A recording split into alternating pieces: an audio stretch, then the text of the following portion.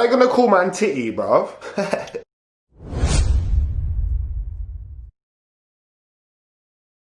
Hola, bonjour, merhaba, konnichi, wagwan. Hello to everybody. You know who it is, people, it's Arsenal's Realist. I want to thank you all for being here. And it's a special day, it's one of them special videos, people. I've been ill lately, as you can possibly hear. I'm still on a little bit of a downer on an upper. But, I don't know, look, listen, people. The Netflix is good. It does mad things sometimes, though, yeah? Carol Baskin killed her husband, whacked it. The Tiger King. What was the other one that was mad? Oh, Don't Fuck With Cats. There was a documentary called Don't Fuck With Cats that was actually about somebody who killed a human being and nobody cared. People only cared about the cat. Like Netflix will do mad documentaries. R. Kelly, Michael Jackson, Epstein. It will go deep. But every now and again, look, every now and again, something mucho more will get spat out. And bruv, a couple people in my comments said it. I acknowledged it. I waited till the time is right. The other night I was so bored. I said, what can I watch? Nicolas and Anelka misunderstood. A bit like myself. Blood is a brilliant watch. It's a brilliant documentary slash mini movie slash insight to a human being. People do forget that football players are human beings because they get that dinga da noth bush taka triad. But yeah, people, it was a good documentary. I suggest you watch it, and I'm gonna go into it as far as Arsenal goes, and I'm gonna highlight a few little points that I found was interesting and I thought were quite spondivorous. But picture this, blood, the lights. See the lights? Picture this. The opening scene, a Dubai beach. The sand is clean and purer than a nun's pum-pum that ain't been touched in 100 years. It's fine like silk. He's running along it. The sight is beautiful. It pans down from Dubai. The United Arab Emirates is his, Nicolas Anelka's, chosen place of location to live with his family. Now the dust has settled, but it's a beautiful opening scene, and you see him jogging, still a specimen, a beautiful physique, a striker, almost still looks ready, built for the position. The music starts, boom boom boom, he's running, the scene is set. I knew I was in for a fucking 80 minutes of pure Netflix delight, blood. My girl was like, it's Netflix. She was like, shut up bitch, I'm actually watching this one, get out, blood. Yeah?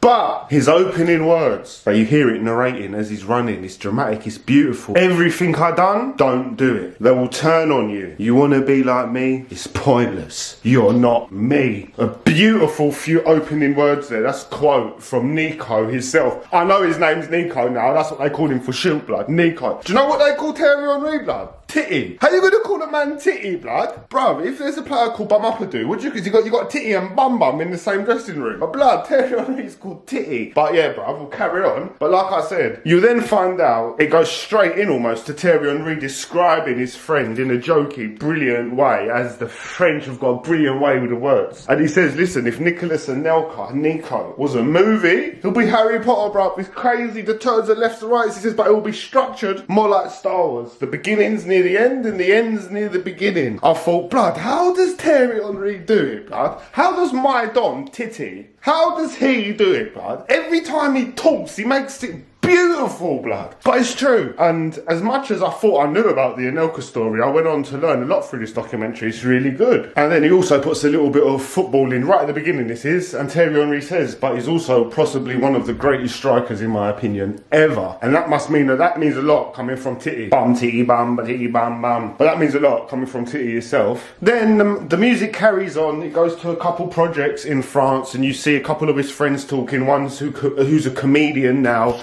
and a couple other people, couple other backgrounds, and it's good to get their early take on Anelka, and they show a specific patch of grass where everybody used to play, and they say it used to get waterlogged, and I see everyone would go in. Nico would stay there kicking the ball on a bonjour ting, a merhaba konnichi bonjour ting.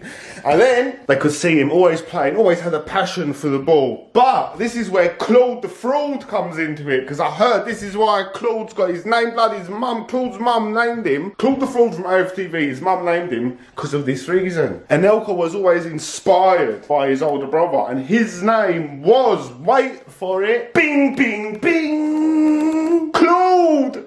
Can you imagine, blood? Fucking hell, now we know why Claude's got that name, blood. He's let his little brother fucking Anelka down, blood.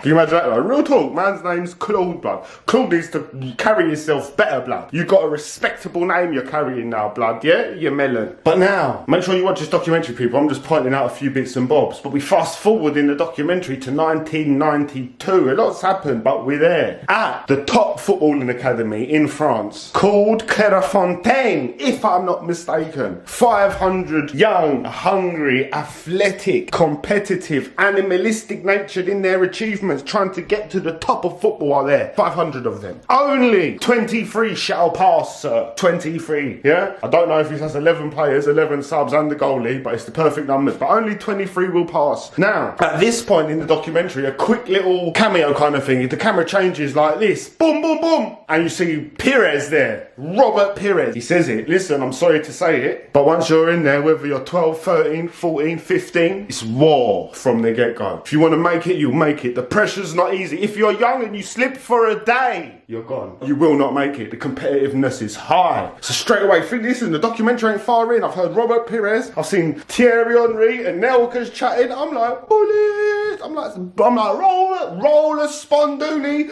roller Gelato 69, babe. You see a few pictures from the academy popping up. You see Pires there. You see Thierry Henry sitting with Anelka on a few different tables. Now, Anelka being. So at this point, when I'm seeing the pictures, I'm like, oh, that's Nico and Titty. You know, I know the nicknames now. I'm like, that's Nico and Titty, blood. But fucking, the shot goes to Thierry Henry after Robert Pires. And Thierry Henry says, look, we're all sitting in canteen, the older boys, and I'm saying, look, we're saying, look at this young boy, Nico. He's gifted, man. He's got talent. And then Thierry Henry goes back to almost the Robert Pires kind of angle, but he says when you're 13, 14, it's hard. Meaning you got to stay on track. Do you know what I'm saying? So a brilliant little opener of the documentary. It shows you that they all end up in this local school for 500 footballing academy, duppy young men. This is where they meet each other, the Thierry Henrys, the Pires, the Nicos, yeah? Nicolas Anelka, AKAs. And Nicolas Anelka stood out from early. He was the young man and he could kick ball with the Thierry Henrys, the this, the that's, the that's, the this. Brilliant. I'm gassed at this point in the documentary. Now, ping, ping, ping, ping, ping, we fast forward. In 1995 now. Nicolas Anelka joins the first team. And this is PSG we're talking about. Obviously, this is what this academy is. Everything's France. It's PSG. It's the French Institute. It's them bringing their young players up. A bit like now, blood. And they won't let them play nowhere else. But whoever makes it, we see Wagwan. The likes of Bernard Lemar, Bravio, Devi Ginola, George Way. And all these are players already established in their own right. And Anelka steps up to them. And this is in 1995. He gets promoted to that team. Now, by 1996. By 1996, it's his first game. He comes on, bosh, he scores straight away. And everyone around the world notices, including his own inner circle, fans, players, everyone, all his peers, everyone around him. Forget age, this guy is ready to kick ball right now, and he shows that from coming on one match, banging it in, and being fully ready. So, like I said, 1996, boom, first game, he's bang on as a sub, he scores, everybody knows it. It's a mad thing. Anelka's on the map. Now, 12 minutes, 10 seconds in to this beautiful specimen of a Netflix documentary and chill. You see the man himself. Hi. The legend. Hi. The Sopranos boss. Hi. The lightning rod. Hi. The one they went for. Hi. But they should not have. Arsene Wenger. Hi. I'm Arsene Wenger. So it took Anelka to bang one goal in on the main stage before the manager got his spider sense. Hi. And he went sniffing around to see Wagwan. And Wenger's exact words in this documentary, his first words are simple, they're 8 words. I sent my recruitment team to go and see him play. Just like that, Wenger's introduced to the documentary. Hi. And I'm like, yeah, boy. Now, shortly after that, literally 2 seconds, documentary flips round, you see it, the headlines, the this and that, something went right. Wenger's convinced him straight away, because Wenger said he saw discomfort, the boy wants to play, this and that, and there was a little loophole in the contract. Now, this is where Anelka's story gets very complex. Instantly, after this announcement's made that Wenger wants to go for Anelka and it's going to happen, the French media, the French Association of Football, whatever they're called, they get involved. They say it can't happen, he's our player, under some certain rule or something. But Anelka's inner circle and Arsenal as well highlight that they're not obliged to follow these rules due to the English league being outside of whatever the French rules and his age. And basically they exploit the rule of showing that Nicolas Nicolas Anelka is actually exempt in this rule, and also while doing that, it frees the gates to every player under the age of 22 that's come out of this academy,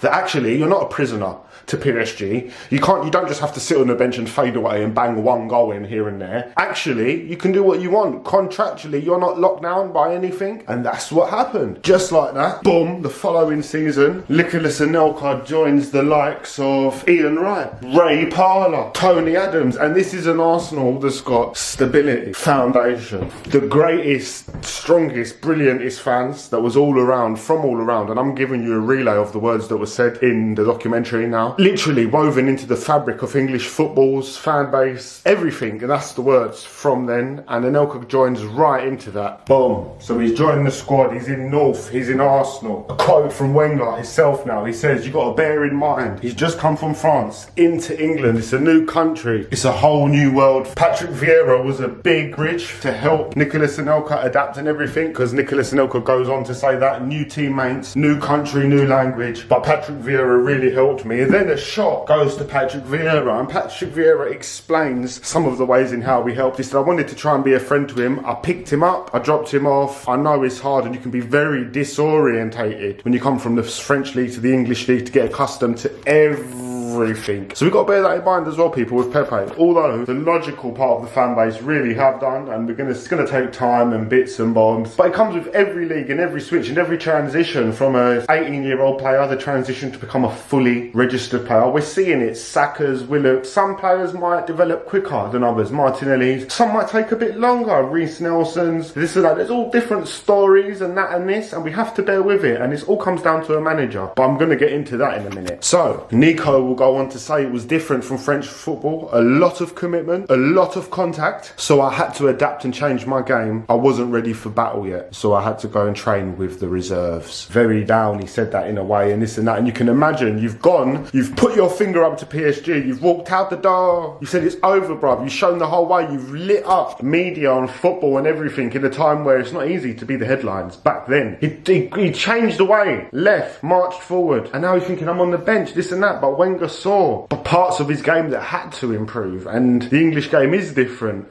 But this had set a cast on. Imagine that you've walked out on the French Federation, people. They've trained you, you've left. It's their right, they're saying, to have their players that they've trained, this and that. The whole French media is against you now. Everyone, you've left, you've gone to, everything's against you. The French team, and later on you can see throughout his career, it's not a lie, is it? They've been against him for all sorts of ways, and you need to look into that. But we'll carry on with this. Wenger will go on to say he came with an inner belief that he's a great player, and that's common amongst young players. Now that's a quote. But he lacked maturity, physicality, he lost the ball during games, and for small periods here and there, he could have a certain careless nature. These are the things that Wenger spotted that he needed to improve, and he saw in the young player. Then it goes to a shot of Anelka. I didn't play much at first, he said. 10, 15 minutes here and there, and you see a few shots and pictures of his face at the time. You can see he's not happy, and he goes on to say, in the quote of his words, I was wondering, did I make the right choice or not at this point? Boom, we fast forward. It's an away day. It's Derby. Wenger goes to the Arsenal bus, the Duppy bus. Everybody's there, he says. Where's Nico? Nico's vavavoom, he says. He's looking. He goes back to the dressing rooms, to the room. He knocks the door. He opens it. Nicolas Anelka's packing his bags. I said, Nico, what are you doing? He says to me, I don't want to come. Then it goes to a shot of Anelka. And Anelka says that Wenger said to him, put in the effort. It will pay off. You'll see. And for some reason, them words, amongst many others, must have triggered something in Anelka, because instead of packing his bags and leaving, Wenger will go on to say, because it pans back to a shot of Wenger, and Wenger says it took 20-30 minutes, but I got him back on the coach, and that was it. We was on our way to the game. Boom. Anelka's voice creeps in. Nicolas Anelka, he's commentating now. He says, 10-15 minutes in, Paul Merson gets injured. He says, the boss looks to me and says, go on, get in there. So this is Anelka's chance now, people. It's it. It's in. It's on. It's Hamalama ding. It's Hamalama dong. Yeah, he got told to believe you'll get your chance. He's got it. The bond slowly increasing all the more between coach and player. Don't forget, this player gets done dirty by everyone. He played a brilliant game. He got man of the match. He got 2 assists. Arsenal go on to win the game, and Anelka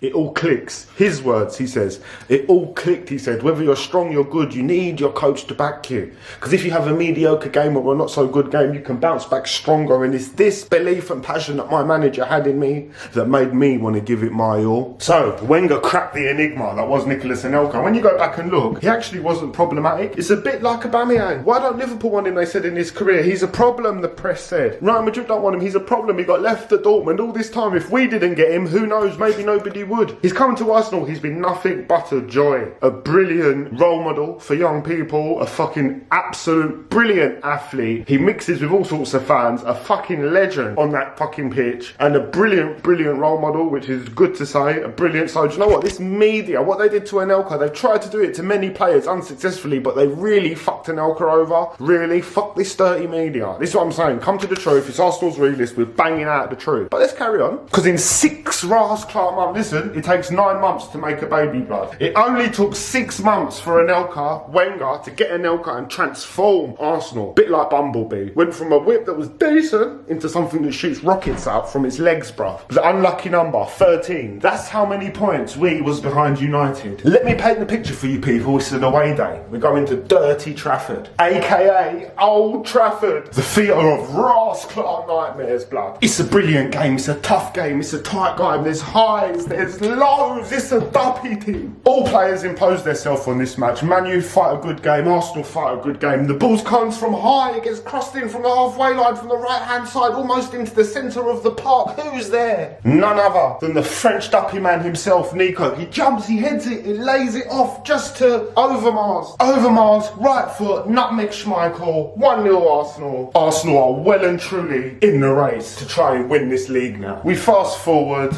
Tony Adams rounds up that Premier League with a brilliant little goal. He gets the ball fed to him, he bangs it in. We go above United on points, we win the league, we slapped United at their ground. The FA Cup comes up, we win the FA Cup, and Anelka scores in the FA Rati Clarty Ding Dong, yeah? So, a brilliant year overall, we win the double. Anelka even himself said it was brilliant, but when you're that young, you don't really even realise what it is. And you need to watch the rest of the documentary, to go and watch Anelka's whole story, how the media done him dirty. It is a brilliant story. But what I'm going to highlight now is, people, Wenger came to England, he got this job for Arsenal, at Arsenal. We could go on later to talk about the Thierry Henrys, the Robin Van Persies, the Vieiras, the Fabregases, the Cazolas, and we could go all the way down to the final years. We can break it all the way down. Alexis Sanchez, World Cup year, couldn't perform nowhere else in the world. Giroud turning him into something. Lauren Koscielny, Mertesacker, arguably mediocre players who he stepped their game up. All the way down to his last purchase, Aubameyang. Still a contender for Golden Boot. Not quite getting it, but an absolute present from our man Wenger himself, leaving it on this club. And what did he do? He took a gamble. He went into the French national team. Well, not national team, but the French PSG national starlet hub, heart of their centre of football. And he took Anelka away after they banged one goal in. Anelka was willing to come. The media turned against Anelka. Wenger put a lot on the line, as Anelka did, but Wenger went against his nationality. His nationality turned into Arsenal. He done everything for Arsenal. There was nothing he didn't do for Arsenal. And what did these lot do? These pagans, they got him the sack in a disrespectful way, and they fucking fucked my history up, his history up, and everyone's. So, watch this documentary. It's really brilliant to highlight the kind of manager Wenger was. Anelka's probably one of his best managers he ever come under. And yeah, I think I've painted enough for you lot to watch it. This will be one of Arsenal's realist duppy wappy videos. Do you know what I'm saying, people? You know who it is. It's AR. Make sure you love your people. Make sure your people love you.